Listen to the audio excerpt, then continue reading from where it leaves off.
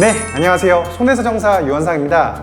요즘 보험회사에서 보험금 청구가 들어오면 가장 골치 아파하는 혹은 지급하기 꺼려하는 그런 청구 유형은 과연 무엇일까요? 제가 실무하는 입장에서 본다면 과거에는 과다 반복 입원 청구건이 여기에 해당했는데요. 이 과잉적인 입원에 해당하는 일당을 지급하지 않거나 축소해서 지급하는 등의 보험회사의 심사가 굉장히 많았었는데 이제는 그 판도가 이런 입원 일당에서 실손의료비 청구로 넘어간 것 같습니다. 쉽게 말해서 이제는 내가 병원 가서 낸 치료비조차도 받기가 어려운 그런 상황에 놓이게 됐는데요.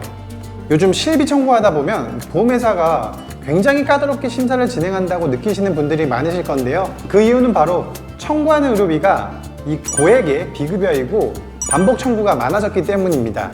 그래서 오늘은 이런 비급여 실비 청구 분쟁에 대해서 말씀드리도록 하겠습니다. 사실 비급여 실비 분쟁의 경우 제 개인적인 의견으로는 이거 정말 답이 없다라고 생각되는 분야인데요. 왜냐하면 보험금을 지급하는 보험회사 입장과 환자를 치료하는 병원 측의 입장이 너무나도 상반되게 대립하고 있고, 이로 인한 분쟁으로 민원을 통한 조정 또는 소송을 진행하는 경우가 많은데, 그 결과 또한 이 비급여 개별 사안에 따라 달라지기 때문입니다. 오늘 영상에서는 제가 앞서 말씀드린 바와 같이 금융당국에서 딱 줘라 말아라 이렇게 답이 정해지지 않은 분쟁이기 때문에 다소 무겁기보다는 가벼운 마음으로 이런 비급여 실비 청구 분쟁이 있으니까 나도 만약 비급여 치료를 받게 된다면 유의해서 받아야겠다라는 마음으로 보시면 좋을 것 같습니다. 영상 시청 전 구독과 좋아요, 알림 설정 부탁드립니다. 먼저 이슈 중인 비급여 치료에 대해서 간략하게 한번 말씀드리겠습니다. 비급여가 뭔지는 아실 테지만 아주 쉽게 말씀드리면 급여 적용 혜택, 즉 건강보험 혜택이 되지 않아서 전액 환자가 부담하는 치료비라고 보시면 되겠습니다. 그래서 공단의 부담금이 없으니까 비용이 좀 비싸다라고 보시면 되는데, 이 개 중에 정말 와 소리 날 정도로 정말 비싼 비급여들이 많이 있습니다. 이렇게 비싸지만 치료병원에서는 해당 치료가 환자 상태에 대해 치료 효과가 있다고 판단하고 의사가 처방을 하고요. 이 환자 입장에서는 의사가 치료 효과가 있다고 하니까 비용적으로 조금 부담스럽긴 해도 상태 회복을 위해 치료받는 유형의 그런 치료비라고 보시면 되겠습니다. 그럼 보험회사 분쟁이 되어 이슈화된 비급여 유형에 대해서는 뭐가 있는지 한번 알아보겠습니다. 먼저 백내장 다초점 렌즈 비급여 의료비 분쟁을 이야기 안 할 수가 없는데요. 22년 6월 대법원 판결 이후 이제는 어느 정도 정리가 되었다고 보아도 무방하긴 한데, 아직도 이 대법 판결과는 별개로 소송이 진행 중인 개별 사안들은 많이 있는 것으로 그렇게 제가 알고 있습니다. 그리고 또 뭐가 있을지 한번 생각해 보면 자궁근종이나 성근증에 대한 수술적 치료를 대체하는 하이프 시술이 있고요. 비중격 망곡으로 인한 비밸브 재건술, 하지정맥류에 대한 배나실 시술도 있습니다. 또한 언제나 문의가 많은 도수치료가 있고요. 최근에는 전립선 비대에 대한 유로리프트, 그리고 관절 부위 콜라겐 증시 치료에 대한 문의도 많이 오고 있는 것 같습니다. 자, 이런 고액의 비급여 실비 청구권의 경우 청구를 한다면 보험회사가 어떻게 반응할지 많은 분들이 궁금해 하시는데요. 제가 통상적인 보험회사 심사 매뉴얼에 대해 말씀을 드려보자면, 일단 청구권이 접수가 되면 서면심사부서에서 내부적으로 이 적정성에 대한 검토를 합니다. 이때 보험 소비자가 제출한 자료에 추가적인 보완이 필요하다면 보완 요청을 하고요. 내부 검토를 통해 적정한 비급여라고 판단되면 정상 지급이 이루어집니다. 그렇지만 대부분의 경우는 바로 지급되지 않고요.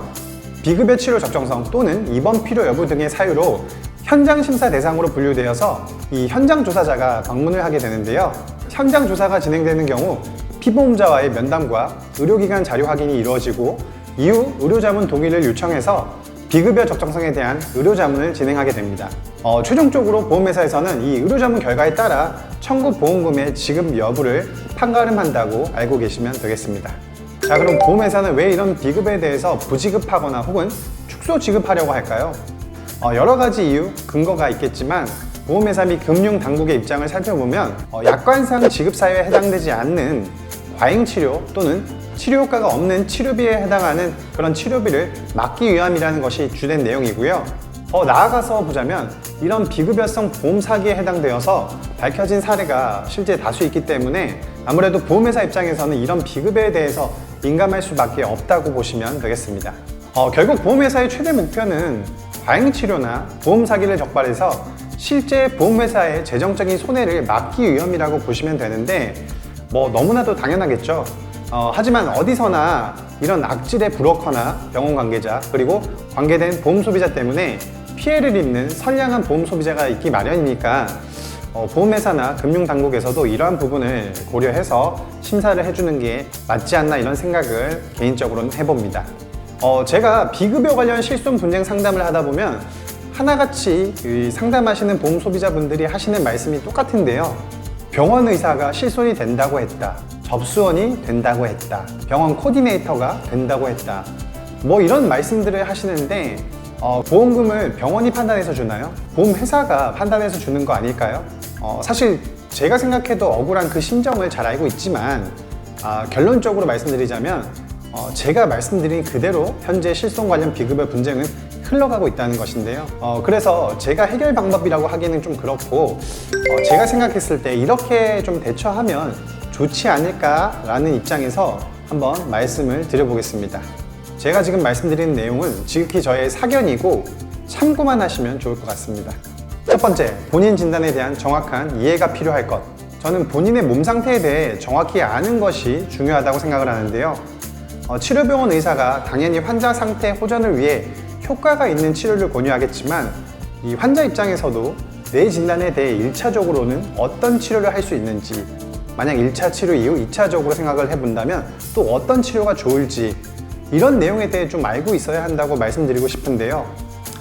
요즘 정보화 시대니까 조금만 알아봐도 전문의가 설명하는 치료 방법이나 실제 환자의 치료 후기라든지 이런 것들을 찾아볼 수 있으니까 본인의 진단에 대해 알 필요가 있다고 말씀드리고 싶습니다. 예를 들어 현재 본인의 상태가 시술이나 수술을 할 정도의 상황인데 근본적인 치료 효과가 없는 이런 비급여 치료를 계속 받고 있다면 이것은 시간적, 금전적 손해를 키우는 것밖에 되지 않기 때문에 저는 그래서 본인의 상태를 꼭 알고 계셔야 한다라고 말씀을 드리고 싶습니다. 두 번째, 보험회사와의 분쟁이 예상되는 비급여 치료 외에 다른 치료 방법이 있는지 알아볼 것. 앞서서 말씀드린 내용과 비슷한데요. 조금 더 자세히 말씀을 드리자면 항상 분쟁의 소지가 있는 비급여 치료보다는 급여 적용이 되는 치료부터 시행을 해보고 그래도 비급여 치료를 받고 싶다면 조금 애매한 표현이긴 한데 분쟁이 조금 덜한 그런 비급여 치료 방법을 고민해 보시라고 말씀을 드리고 싶습니다. 근데 사실 이 부분도 보험회사가 과잉 치료라고 하면 또 분쟁이 되는 것이기 때문에 시행을 하면서 반복적인 횟수에 유념하시면 좋을 것 같습니다. 세 번째, 꼭 비급여 치료를 시행해야 한다면 시행 전 의사와 상담하고 최소한의 횟수로 시행 후 우선 보험금을 청구할 것. 현재 보험회사 심사 시스템상 수십 회의 비급여 치료를 받고 보험금을 청구하는 경우에는 보험회사의 의료자문을 통해 적정 횟수를 초과한 과잉 치료에 해당한다고 안내를 받을 확률이 굉장히 높습니다. 그렇기 때문에 과도한 횟수의 비급여를 몰아서 청구하는 것보다는 최소한의 횟수씩 우선 먼저 청구를 해보고 이 보험회사의 반응을 보고 추가 치료 여부에 대한 협의도 하면서 진행할 것을 권유드리고 싶습니다. 또한 그러면서 본인의 몸 상태도 체크해보는 것이 금전적이나 시간적 훨씬 더 효율적이라고 말씀드리고 싶습니다. 자, 오늘은 말도 많고 탈도 많은 이 비급여 분쟁에 대해서 저의 개인적인 생각 위주로 말씀을 드려보았습니다. 영상 서두에 말씀을 드렸다시피 사실 정답이 없는 그런 분쟁 유형이기 때문에 제가 어떤 해결책을 드리지 못한다는 점 이해해 주시고요. 영상의 내용은 참고해서 도움이 되는 부분만 활용하시길 바랍니다. 끝으로 저는 과잉치료나 보험 사기는 당연히 근절되어야 한다고 생각합니다. 하지만 분쟁 과정에서 선량한 피해자가 생기지 않길 바랍니다. 자, 이만 영상을 마치도록 하겠고요. 영상 시청해 주셔서 감사합니다.